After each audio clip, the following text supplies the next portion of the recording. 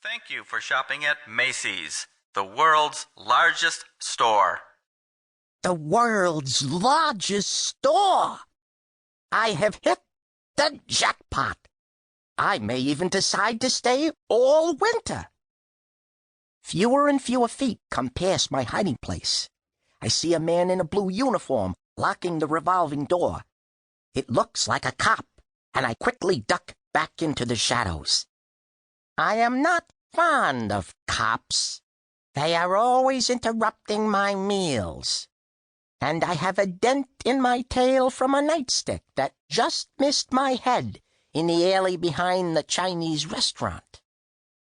While I'm looking this cop over, a sudden gust of wind almost blows me off my feet.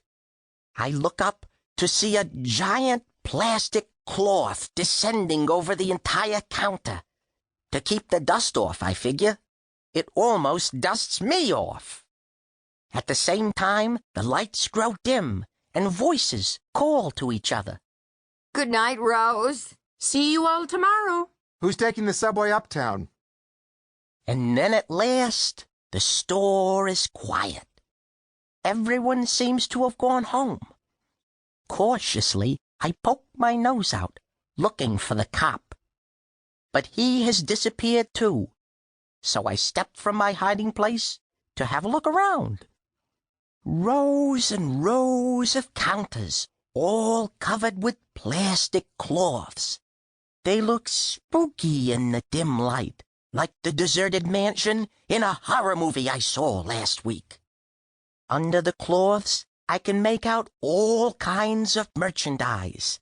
Ladies' hats, handbags, shoes, perfume, men's shirts, umbrellas, sweaters, neckties. Nothing here for me. I begin to wonder if I've hit the jackpot after all. In the quiet, I notice a low hum, like some kind of machine. Slipping from counter to counter, I finally locate the sound. It is an escalator. Of course, the world's largest store has more than one floor. The food is probably upstairs. I decide to go up. Riding an escalator requires even more skill and daring than going through a revolving door. Escalators are usually crowded with people, and there are high-heeled shoes and heavy packages and sharp umbrellas to watch out for. There are also cracks through which a mouse could fall and never be seen again. But I have this escalator all to myself. I'm having such a good time on it that when I get to the second floor, I keep on going, all the way up as far as it goes. Pianos. That's the first thing I see when I get off. I don't play, so I'm not interested.